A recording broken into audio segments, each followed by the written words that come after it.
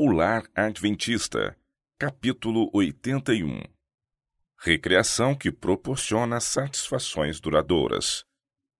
O que desenvolve as mãos, a mente e o caráter.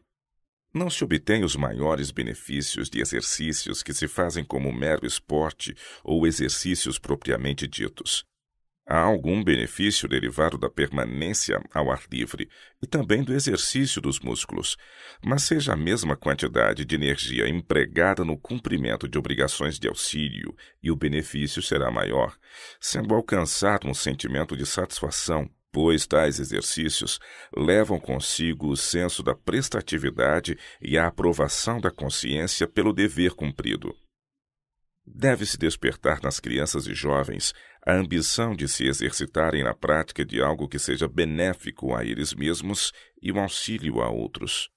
O exercício que desenvolve a mente e o caráter, que ensina as mãos a serem úteis e que prepara os jovens a assumir sua parte nos encargos da vida, é o que dá força física e ativa toda a faculdade.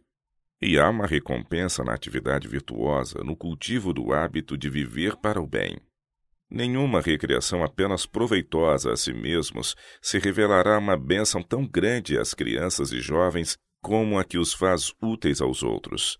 Entusiastas e impressionáveis por natureza, são prontos a corresponder à sugestão.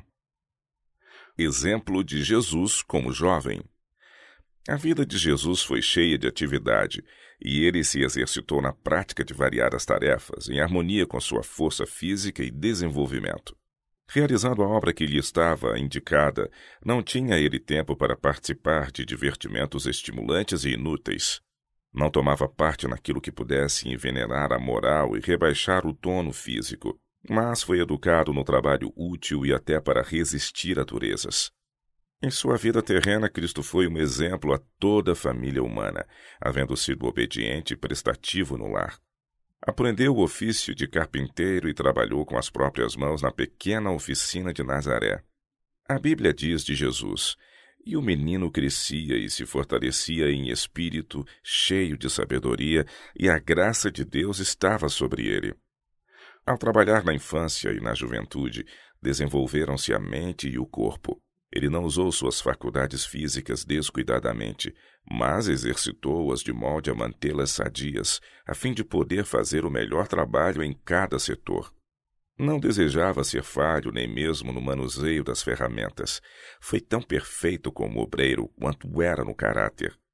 Por preceito e exemplo, Cristo dignificou o trabalho útil. Refrigério mediante variação no trabalho. Os rapazes devem lembrar-se de que são responsáveis por todos os privilégios que têm fruído pelo aproveitamento do tempo e pelo devido emprego de suas aptidões. Talvez indaguem: não teremos nenhum divertimento ou recreio? Havemos de trabalhar e trabalhar sem variação? Uma mudança no trabalho físico que severamente esteja sobrecarregando as forças pode ser muito necessária por algum tempo, a fim de que possa de novo empenhar-se no trabalho, aplicando o vigor com maior sucesso. Mas repouso total pode não ser necessário, nem mesmo ser seguido dos melhores resultados no que respeita à força física. Eles não necessitam, mesmo quando esgotados com uma determinada espécie de trabalho, desperdiçar seus preciosos momentos. Devem procurar fazer, então, alguma coisa não tão exaustiva, mas que seja uma bênção à sua mãe e irmãs, aliviando-lhes os cuidados por tomar sobre si os mais duros encargos que elas têm de levar. Podem eles encontrar aquele divertimento que brota do princípio e que lhes proporcionará a verdadeira felicidade, e seu tempo não será despendido em futilidades ou em condescendência egoísta. Seu tempo pode ser sempre empregado com proveito. Eles podem ser retemperados com a variação e, não obstante, estar remindo o tempo de maneira que cada momento produza bom resultado a alguém.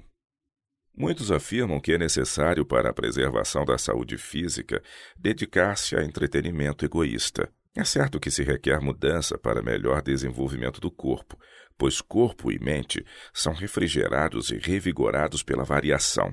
Mas este objetivo não é alcançado pela participação de entretenimentos tolos, com negligência dos deveres diários que se requer os jovens realizem. Um programa abençoado para os estudantes. Devemos educar a juventude para que exercite tanto as faculdades físicas como as mentais. O exercício saudável de todo o ser proverá uma educação a um tempo ampla e compreensiva. Tivemos um difícil trabalho na Austrália em educar os pais e a juventude segundo estas diretrizes, mas perseveramos em nossos esforços até que fosse aprendida a lição de que, para conseguir uma educação que seja completa, o tempo de estudo deve ser dividido entre a aquisição de conhecimentos através dos livros e o assegurar um conhecimento de trabalho prático. Parte de cada dia era despendida em trabalho útil, em que os estudantes aprendiam como limpar a terra, como cultivar o solo e construir casas num tempo que de outro modo teria sido despendido em jogos esportivos e outros entretenimentos. E o Senhor abençoou os estudantes que assim devotaram seu tempo a aprender lições de proveito. Deus tem provido aplicações úteis do tempo no desenvolvimento da saúde, e essas aplicações qualificarão os estudantes a serem um auxílio a si mesmos e aos outros. Em lugar de prover entretenimentos que apenas divirtam, deve-se procurar que os exercícios produzam o que é bom. A atividade missionária é um exercício ideal.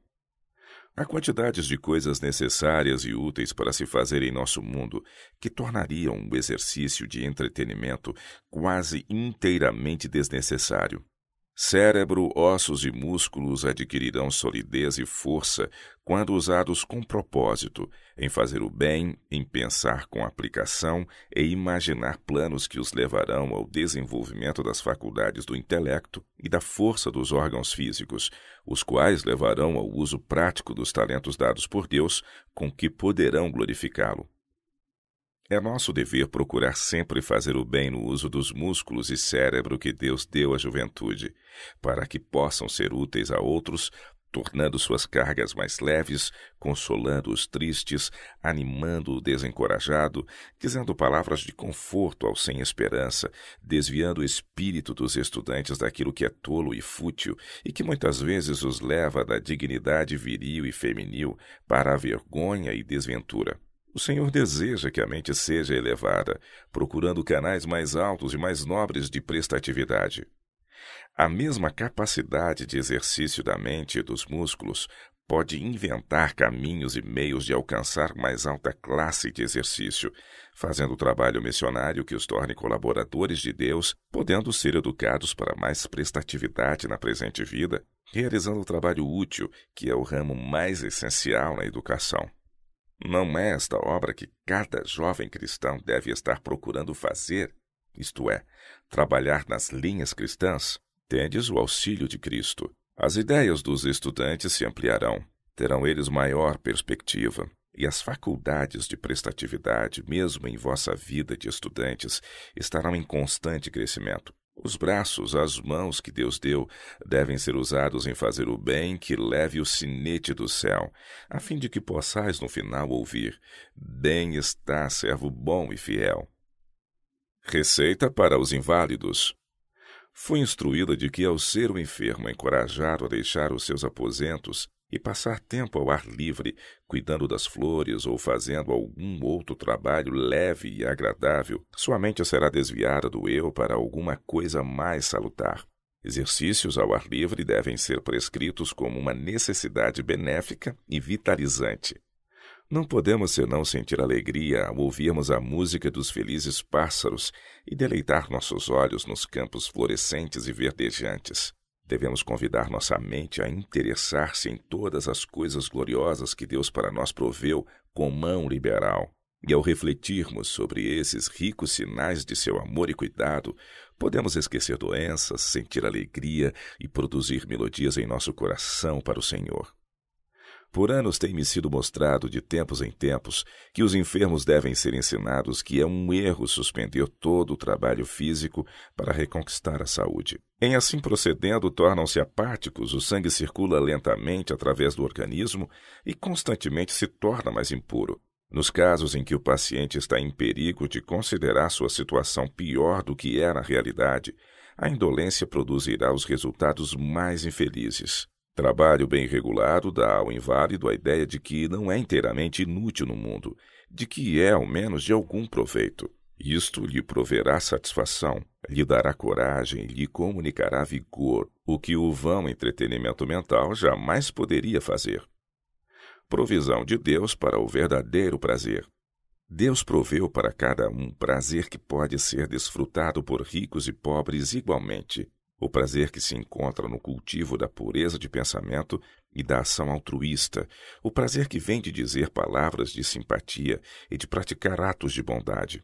Dos que tais atos praticam, resplandece a luz de Cristo para iluminar vidas anuviadas por muitas tristezas.